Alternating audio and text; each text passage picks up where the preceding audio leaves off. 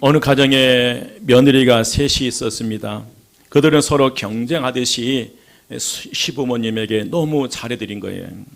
그들은 시어머니의 관심을 사기 위해서 굉장히 애쓰고 노력하고 있었습니다. 그 이유가 있었습니다.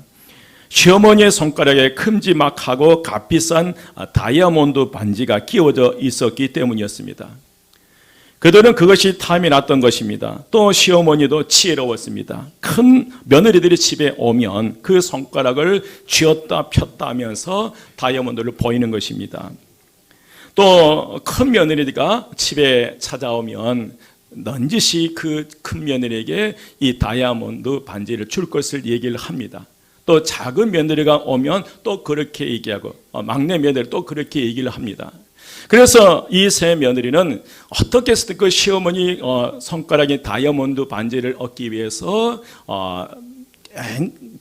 노력하고 또 노력하고 있었습니다.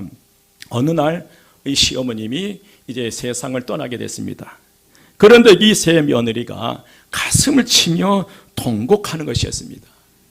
그 이유는 시어머니에게 속은 것이었습니다. 그 시어머니의 손가락에 낀 다이아몬드 반지가 값싼 가짜 다이아몬드였습니다. 여러분 다 그런 것은 아니지만 부모 재산 때문에 마음도 없는 효도 신용을 내는 자녀들이 있는 것이 오늘의 현실입니다. 부모가 재산이 있으면 자녀가 자주 찾아오는 것이 사실이고요. 그런데 여러분 진정한 효도는 부모가 재산이 있든 없든 진심을 다해 섬기는 것이 진정한 효도인 줄 믿습니다.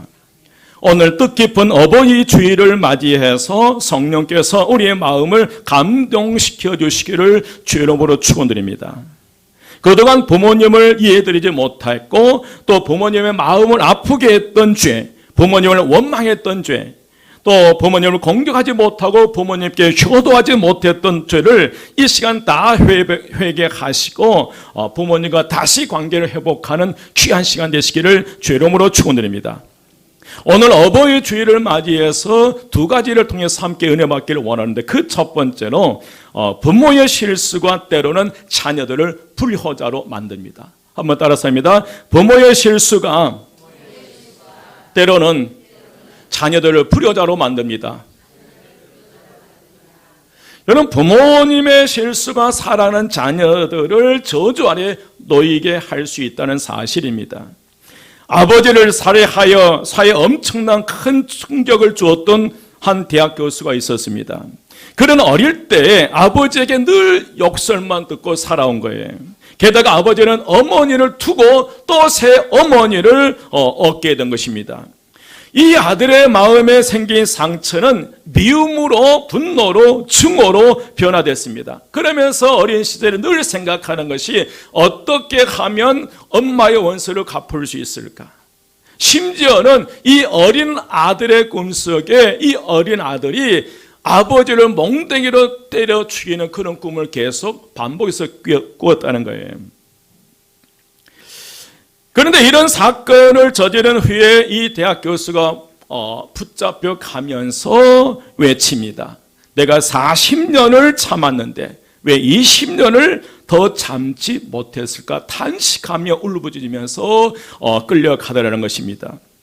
그런데 사형이 아닌 무기징역으로 최종 판결이 나왔어요. 그 이유가 사형을 선고하려 했던 검찰이 오히려 동정하여 사형은 너무 가혹하다고 생각했기 때문에 무기징역으로 끝났어요. 여러분 치유받지 못한 상처로 인해 결국 아버지를 살해하는 데까지 이르렀고 아버지를 용서하지 못했기 때문에 더 큰 불행을 자초하고 만 것입니다. 사랑하는 여러분, 효자는 부모가 만든다는 말이 있습니다. 이 말이 무슨 말이겠습니까? 부모의 노력 여하에 따라 효자도 불효자도 만들 수 있다는 말이 아니겠습니까? 그래서 우리는 더욱 기도하는 가운데 마지막까지 지혜롭고 좋은 부모가 되기를 노력해야 될 줄 믿습니다. 마지막이 얼룩지지 않도록 순간의 실수마저 조심해야 될 줄 믿습니다. 오늘 본문에 등장한 노아는 여러분 잘 알다시피 의인이었습니다. 노아는 당대의 완전한 사람이었고요. 나와는 늘 하나님과 동행하는 더불어 하나님과 더불어 동행하는 삶을 살았고 600년 동안 동행하는 삶을 살았어요. 하지만 이 한 번의 실수로 사랑하는 아들 둘째 아들 함을 저주 아래 놓이게 했다는 사실입니다. 참으로 가슴 아픈 사건이 오늘 내용의 말씀이에요. 홍수 뒤에 노아가 세 아들과 함께 포도 농사를 지었는데 그 포도 농사가 너무 잘 된 거예요. 이제 노아는 포도주를 담았고요. 노아는 포도주를 한 잔, 두 잔 계속 마시고 또 마셨습니다. 그런데 그런 다음 너무 많이 이 포도주를 마셔버리는 거예요. 술에 골아 떨어졌습니다. 하체를 부끄럽게 내놓고 벌거벗은 채로 잠을 자게 되었습니다. 그 모습을 노아의 세 아들 가운데 둘째 아들 함이 먼저 보게 됐어요. 얼른 이불로 아버지 하체를 가리워 주든지 그렇지 않으면 흔들어 깨워서라도 아버지를 도와서 옷을 입혀드렸다면 얼마나 좋았겠습니까? 그런데 함은 아버지의 허물을 보고서 쫓아나와 자기 형제들에게 그 허물을 들춰내며 아버지의 흉을 본 거예요. 여러분 한번 생각해 보십시오. 당대의 노아는 의로운 사람이었고 완전한 사람이었고 평생 동안 하나님과 동행하는 사람이었습니다. 그런데 그 아버지가 만취 상태에서 벌거벗은 채 잠을 자고 있다는 거예요. 그래서 함은 그 아버지의 그 모습을 보면서 형제들에게 얘기를 한 겁니다. 함은 이 사건으로 인하여 아버지 노아로부터 저주를 받게 됩니다. 사랑하는 여러분, 포도주를 마신 것 자체가 실수한 것은 아닙니다. 하지만 그가 포도주를 지나치게 많이 마셨다는 것이고 자기 자신을 위한 쾌락과 자신의 즐거움을 위한 것에 절제가 없었다는 것입니다. 그리고 자신을 제하지 못하고 욕망대로 행했던 그 결과 사랑하는 아들의 인생을 망쳐버린 거예요. 여러분, 이제 우리는 자신의 욕망을 위하여 무엇을 하기 전에 자식들을 먼저 생각하시기를 주의 이름으로 부탁드립니다. 다시 말씀드리면 이것이 자식들에게 좋은 영향을 미칠 것인지 악한 영향을 미칠 것인지를 생각할 줄 알아야 수치스러운 실수를 범하지 않을 수 있다는 그런 말씀이, 결코 신앙적이지도 못하고 도덕적이지도 못한 내 욕망 때문에 오늘 노아처럼 자식의 학교를 망치는 일이 결코 여러분의 인생의 삶에, 우리의 삶에 없어야 할 줄 믿습니다. 이 점에 있어서 사도 바울은 골로새서 3장 21절에서 이렇게 말씀하십니다. 아비들아, 너희 자녀를 노엽게 하지 말지니 낙심할까 함이라. 그렇게 권면해요. 자녀들이 부모의 행위로, 행동으로 낙심하게 돼. 그 낙심 때문에 하나님의 은혜와 축복을 받지 못할 수 있다는 거예요. 여러분, 우리는 자녀들을 노엽게 해서는 안 됩니다. 부모님으로 인해서 자녀들이 낙심하게 해서는 안 돼요. 여러분, 왜 그러냐면 사랑하는 자녀들이 부모 공격을 하지 못하게 되면 어떻게 되는지 아십니까, 여러분? 저주 아래 놓이게 된다는 거예요. 내 사랑하는 자녀들이 정말 기쁜 마음으로, 즐거운 마음으로 부모님께 효도하고 공경하는 그런 마음으로 가득 차야 되는데, 내 사랑하는 자녀들이 부모의 잘못된 삶으로 미움과 증오로 가득 차 있다면 그로 인해서 부모 공경을 제대로 하지 못함으로 인해서 제5계명에 주신 약속 있는 그 계명들을 누리지 못한다는 거예요. 신명기 27장 16절 말씀에 그의 부모를 경홀히 여기는 자는 저주를 받을 것이라 할 것이요 모든 백성은 아멘 할지니라. 그의 부모를 경홀히 여기는 자는 저주를 받을 것이라. 여러분, 부모님들은 자녀들에게 상처와 아픔이 아닌 사랑의 마음과 신앙의 유산을 물려주시기를 주의 이름으로 축원드립니다. 부모로부터 받은 상처와 아픔이 마음에 가득하면 부모 공경을 제대로 할 수 없다는 거예요. 우리 부모님들은 지금까지 살아오시면서 자녀들에게 본의 아니게 상처를 주었다면 용서를 구해서라도 우리는 자녀들을 부모 공경 자리에서 하나님께 주신 은혜와 축복을 누리며 살아가는 믿음의 자녀들로 세워야 될 줄 믿습니다. 저도 우리 자녀들에게 정식으로 용서를 구한 적이 있었어요. 아버지 학교를 마치고 새 자녀에게 용서를 구했어요. 목사인데 잘못 살았더라고요. 그래서 새 자녀에게 마음 같아서는 무릎 꿇고 용서를 구하고 싶은데 차마 그러지는 못하고 용서를 구했는데, 여러분, 우리 자녀들이 저주 아래 있게 살아가게 해서는 안 됩니다. 사랑하는 자녀들이 미움과 증오로 가득 차 있어 살아가게 해서는 안 되고요. 그 살아가는 자녀들의 심령 속에 사랑과 기쁨과 은혜로 가득 채워서 부모님께 마음껏 공경하고 효도함으로 인해서 가는 은혜와 축복 가운데 살아가시기를 주의 이름으로 축원드립니다. 두 번째로, 그럼에도 불구하고 부모님을 축복자로 세워드려야 합니다. 한번 따라하십니다. 그럼에도 불구하고 부모님을 축복자로 세워드려야 합니다. 술에 취해 발가벗은 채로 자고 있는 아버지의 모습을 함은 보고 형 셈과 동생 야벳에게 찾아가서 흉을 보기 시작합니다. 어쩌면 함은 다른 두 형제가 자기 생각에 동조하기를 바라면서 그렇게 말을 했을 것입니다. 하지만 노아의 다른 두 아들 셈과 야벳은 전혀 달랐습니다. 그 소리를 들었을 때에 그들은 얼른 옷을 준비했습니다. 누가 벌써나 빨리 아버지에게 다가갔고요. 갈 때 바르게 가지 않냐고 아버지의 부끄러운 모습을 보지 않으려고 눈을 가리고 뒷걸음쳐서 들어가서 아버지를 덮어드렸습니다. 여러분, 이 장면이 효도가 무엇인지 우리에게 보여주는 장면입니다. 비록 실수와 수치 중에 있는 아버지였지만 그 아버지를 최대한 존경하고 효로서 예의를 펴고 있는 장면입니다. 이것이 바로 잠언 23장 22절 말씀에 너를 낳아준 아버지에게 순종하고 늙은 어머니를 업신여기지 말라라는 이 말씀이 이루어지는 일이에요. 무슨 일이 있어도 여러분, 부모님은 부모님이기에 존경받아야 될 줄 믿습니다. 여러분, 다른 이유가 없어요. 부모님이시기 때문에 자녀들의 존경을 받으셔야 된다는 거예요. 이제 노아가 술이 깨서 자기의 세 아들이 자기에게 한 행동들을 알게 되었어요. 노아는 아들들이 보여준 효성에 따라 그들에게 복을 주기도 하고 화를 내기도 했습니다. 사랑과 존경의 마음으로 아버지의 허물을 덮어주었던 셈과 야벳에게는 축복을 내렸어요. 그러나 아버지의 권위를 무시하고 아버지의 명예를 실추시킨 함은 저주를 받고 말았어요. 오늘 본문 24절에서 27절 말씀에 그 내용이에요.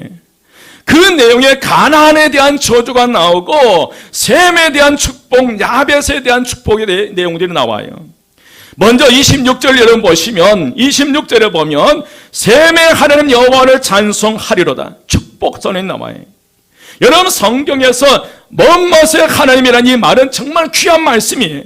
이는 셈에게 엄청난 영적 축복이 담겨져 있다는 말을 선언한 거예요.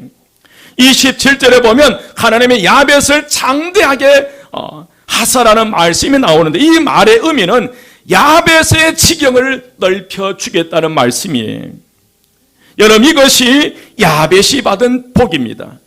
그런데 여러분, 효도의 모습을 보이지 않고 불효의 모습을 보이고 있는 이 함에게 내린 것은 저주였습니다. 오늘 18절 말씀에 보면 함에 대해 소개할 때 남다른 소개하는 부분이 있어요. 함은 누구의 아버지라? 가나안의 아버지라 해요. 그리고 22절에도 가나안의 아버지 함이라고 표현을 했어요. 급기야 25절 함께 봉독합니다. 25절 다 같이 시작. 이에 이르되 가나안은 저주를 받아 그의 형제 종들의 종이 되기를 원하노라 하고. 예, 바로 25절에 가나안이 뭘 받았다는 거예요? 저주를 받아 라고 말씀하시는데, 불효에 대한 저주가 아버지를 업신여겨 조롱거리로 삼았던 당사자인 함이 아니라 그 아들 누구에게로 돌아가 버린 거예요? 가나안에게로 돌아간 거예요. 여러분, 함이 잘못했는데 그 저주가 함에서 끝나는 것이 아니라 누구에게로 가버린 거예요? 가나안에게 가버리는 거예요. 여러분 보면 가나안의 아버지 함이 있고, 가나안이 여러분 25절 보면 가나안이 뭘 받았다는 거예요? 저주를 받았다. 그러나 그 가나안 누구의 아들이에요? 함의 아들이에요. 여러분, 이 사실은 무엇을 의미하는지 아시겠죠? 여러분, 자식의 고통은 부모에게 몇백, 몇천 배의 고통이 되는 법입니다. 차라리 내가 아픈 게 낫지 자식이 아픈 것을 부모는 못 견뎌해요. 어느 함의 입장에서 보면 차라리 내가 저주를 받는 게 낫지 자식이 저주에 떨어져야 하는 것을 어떻게 볼 일이겠냐. 이런 의미에서 아들 가나에게 내려진 저주가 아버지의 함에게는 엄청난 가혹한 형벌이라는 생각이 들어요. 사실 이보다 더한 형벌이 여러분 어디 있겠습니까? 여러분, 아버지의 죄는 몇 대까지요?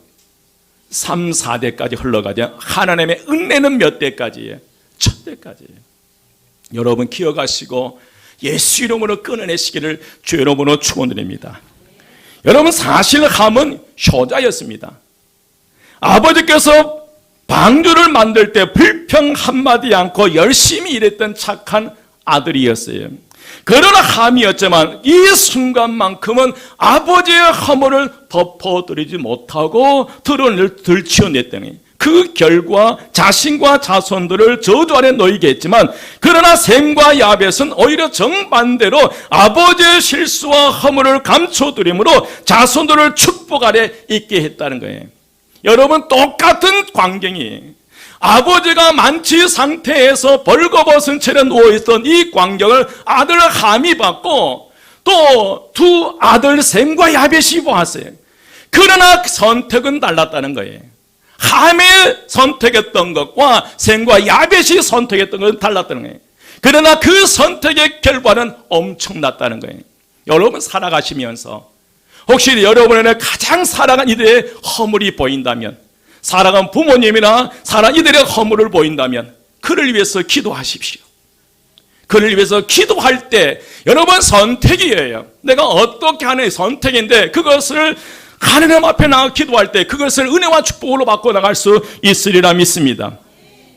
때로는 우리 부모님들께서 자녀들에게 실수도 할 수 있습니다. 또한 부모님들이 준 아픔 때문에 도무지 가슴 속에 부모와 더불어 화해하지 못한 사람이 이 가운데도 있을 수 있습니다. 때로는 아버지가 경제적으로 무능한 까닭에 상처를 받기도 합니다. 아버지가 자신의 향락을 쫓아 방도하는 삶으로 상처를 받기도 합니다. 무책임한 어머니의 가정생활이 자녀들의 가슴을 멍들게 할 수도 있고요. 언행일치가 되지 않는 모순된 신앙생활하는 부모로부터 상처를 우리가 받을 수도 있고요. 가정을 버리고 자기의 쾌락을 쫓아간 어머니의 방탄한 삶, 자녀들을 폭행하는 아버지의 야비하고 폭압적인 모습들은 세월이 흘러가도 자녀들의 가슴 속에 흑백 사진처럼 그 영상이 남아 지워지지 않는다는 거예요. 이러한 부모에게 받은 상처와 고통의 기억들이 우리를 아프게 하고 그 상처와 아픔들이 자녀들의 마음에 믿음으로 가득 차게 함으로 인해서 이 제5계명, 내 부모를 공경하는 이 계명을 지키지 못한다는 거예요. 여러분, 그런데 엄밀히 살펴보면 우리의 부모님과 우리 그 누구도 우리가 지닌 상처의 가해자가 아니라는 거예요. 어떤 의미에서 우리 모두 다 피해자일 뿐입니다. 우리 모두가 하나님의 참 사랑을 알고 그 은혜 속에 살았다면 얼마나 좋았을까요? 태어날 때부터 하나님의 자녀가 됐고 태어날 때부터 하나님의 은혜 안에 살았다면, 그리고 태어날 때부터 이 모든 사실을 알고 태어났다면 여러분 부모님에게 왜 소홀하게 했고 부모님들이 자녀를 키우는데 왜 소홀히 했겠습니까? 그러나 알지 못했다는 거예요. 어쩌면 지금도 여전히 모르고 계실 수 있다는 거예요. 부모님들이 자녀들에게 상처를 줬는데 이게 상처인지 모르고 지나갈 때가 있다. 그러나 자녀들은 상처가 될 때가 있더라고요. 그러나 여러분 우리는 알았습니다. 그러므로 그 사랑을 먼저 우리들이 그 사랑을 모르는 부모님을 용서하고 마음 깊은 곳에서 사랑으로 화해를 선언해야 되지 않겠습니까? 그때 비로소 그 부모를 공경하라는 그 약속의 명령을 우리가 실천할 수 있으리라 믿습니다.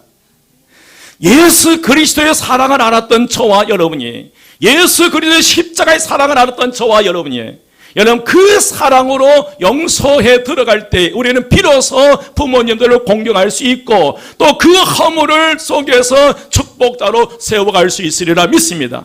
그렇게 세워갈 수 있을 때야 비로소 우리는 제 계명을 지킬 수 있고 제5계명을 통해 주신 은혜와 축복을 나와 우리 자손들에게 흘러내려갈 수 있으리라 믿습니다. 어느 한 교회 청년이 전 성도들에게 기도 편지를 교인들에게 돌렸어요. 내용은 이렇습니다. 어려서부터 아버지를 전도하려 했지만 아직까지도 그것을 해결하지 못했습니다. 그래서 매일 정신 금식으로 기도하였습니다. 아버지의 마음이 많이 열리셔서 내일 교회에 오시겠다고 하셨는데 확실한 답을 주시지 않았습니다. 하지만 복음의 문이 내일 열리기를 소망합니다. 평생 제일 큰 소원입니다. 아버지가 교회에 나오셔서 우리 가정에 믿음의 가정으로 주의 일을 감당하기 원합니다. 우리 사랑하는 아버지를 위해서 기도해 주십시오. 여러분, 사실 이 청년이 5살 때, 동생은 3살 때에 어머니가 아버지와 이혼을 하고 집을 나가셔 버렸어요. 게다가 아버지마저 집에 들어오지 않으시니 5살짜리 이 청년이 동생이 3살짜리를 거느리고 살아가야 되는데 굶어 죽을 지경이 되었더랍니다. 그래서 5살 된 아이가 이웃집에 가서 사정을 하여 겨우 밥을 얻어먹고 살아갔다는 거예요. 여러분, 삐뚤어져도 한참은 삐뚤어졌을 이 아이가 훌륭하게 잘 자랐어요. 어려서부터 교회를 다녔고 초등학교 6학년 때 그가 예수를 주님으로 영접했기 때문이었습니다. 그때부터 아버지를 위해 무척이나 간절히 기도가 나오더라는 거예요. 아버지께서 주일에 취해서 들어오시면 그 아버지의 머리를 잡고 눈물로 기도했다는 거예요. 아버지가 집에 들어오셔서 이불을 뒤집어 쓰고 있으면 아버지의 발목을 잡고 눈물로 기도했다는 거예요. 이제 군대 갈 때가 되었는데 더욱 간절히 기도가 나오더라는 거예요. 군대에 가기 전에 아버지를 전도해야겠다는 그런 마음이었어요. 이 청년의 아버지는 자신에게 상처를 준 분이었지만 그렇지 않은 아버지를 축복자로 세워주기를 간절히 원했습니다. 왜 이렇습니까? 크게 축복의 문을 여는 길이었고 내 사랑하는 자녀들에게 은혜와 축복이 막히지 않고 천대까지 흘러내려가는 그 길이었기 때문입니다. 여러분, 우리가 진정으로 부모를 공경을 실천할 때 하나님께서 저희들에게 주신 약속이, 축복의 약속의 말씀이 있어요. 출애굽기 20장 12절에서는 내 부모를 공경하나 그리하면 너의 하나님 나 여호와가 내게 준 땅에서 내 생명이 길리라. 신명기 오늘 5장 16절 말씀, 5장 16절 말씀 함께 봉독합니다. 예, 다 같이 시작. 명령한 대로 내 부모를 공경하라. 그리하면 내 하나님 여호와가 내게 준 땅에서 내 생명이 길고 복을 누리리라. 아멘. 사도 바울은 에베소서 6장 2절 3절에서 내 아버지와 어머니를 공경하라. 이것이 약속 있는 첫 계명이니 이는 내가 잘되고 땅에서 장수하리라. 저는 최근에 왜 하나님께 제5계명에 이렇게 엄청난 축복을 붙여놨을까? 이 약속의 계명을 주셨을까? 최근에 알았어요. 저희 지난 주일이 저희 어머니 100세 생일 축하를 드렸고요. 예배를 드렸고, 그리고 지난 어버이날 이제 아내와 함께 이제 그 아구찜을 좀 사가지고 갔어요. 그리고 이제 식사를 하는데 어머님이 이렇게 콩나물을 집었다 놨다 하는 게 안 드시더라고요. 그래서 콩나물을 먹으면 소화가 안 돼서 안 드신대요. 우리는 그것도 몰랐어요. 그리고 이 아구찜을 드시지 않고 줄기차게 번데기만 이렇게 드시고 계시고 안타깝더라고요. 또 7일날 저희 장모님 계신 양로원회를 찾아갔는데 보면서 휠체어를 타고 계신 마음이 너무 아프더라고요. 잘 듣지도 못하시고요. 목사님 오셨나고 알아보게 기도해달라고 기도해드렸는데 이걸 보면서 여러분 깨닫는 게 아하, 그렇게 새벽마다 소리 지르며 쟁쟁하게 소리 지르며 기도하셨던 그분이 휠체어에 앉아 초라하게 앉아있는 이 모습을 보면서 100세가 다 된 그 어머니를 보면서 이빨 다 빠지고요, 눈이 안 보여 돋보기 쓰고 계시고요, 이런 광경을 보면서 이래서 하나님께서 제5계명에 엄청난 뭘 붙여놔 버린 거예요. 축복을 붙여놓은 것 같아요. 그걸 할 때 그러니까 시간이 가면 갈수록 점점 나이 들어가는 부모님을 섬길 수 힘들어질 것 같아서 하나님께서 거기에 축복을 붙여놨던 것 같아요. 그래서 여러분 제5계명을 부모를 공경하는 이 말씀에 순종할 때 하나님께서 직접 은혜와 축복을 주실 줄 믿습니다. 여러분, 우리가 분명히 기억해야 할 것은 하나님께서 내 부모를 공경하라는 이 계명을 하나님을 알지 못한 사람들에게 주시지 않았다는 거예요, 여러분. 오늘 우리가 함께 읽었던 이 말씀은 믿지 않는 세상 사람들에게 주시는 것이 아니라 하나님을 아버지라고 믿으며 주님을 나의 주님으로 고백한 그들에게, 저와 여러분에게 이 말씀을 주신 줄 믿습니다. 하나님을 아버지라고 부르는 저와 여러분에게 주신 줄 믿습니다. 하나님께서 우리에게 부모를 공경하라고 말씀하실 때 그것은 동정심 때문에 그렇게 하라고 가르쳐 주신 거 아닙니다. 주님이 우리에게 이렇게 명하심은 우리에게 상처와 고통을 주는 우리의 부모가 아니라 우리를 향하신 하나님의 절대적인 사랑을 바라보라고 부르신 거예요. 연약하게 앉아 계신 그 부모님을 보지 말고 그분을 창조하신 누구를 보라는 거예요? 하나님을 보라는 거예요. 하나님을 바라보면서, 축복자 하나님을 바라보면서 부모를 공경할 것을 말씀하셨습니다. 사랑하는 여러분, 우리 부모님들은 무슨 방법을, 이제 말씀을 정리합니다. 우리 부모님들은 무슨 방법을 써서라도 신앙의 유산을 자녀들에게 물려주셔서 영적인 흐름을 바꿔 놓아야 됩니다. 자녀들은 상처와 아픔이 아닌, 저주가 아닌 하나님의 은혜와 사랑이 흘러내려가야 해줄 줄 믿습니다. 그러기 위해서 부모님들을 축복자로 세워드려야 돼요. 이게 어떻게 가능할까? 여러분, 가능해요. 우리의 힘으로는 불가능하지만 오직 예수 그리스도의 능력에 힘입어서 영적 흐름은 저주에서 축복으로 바꾸는 역사가 일어나리라 믿습니다. 우리는 무슨 일이 있더라도 부모님들을 축복자로 세워주시기를 주의 이름으로 축원드립니다. 그분을 통해서 여러분과 여러분의 자녀들에게 은혜와 축복이 흘러내려갑니다.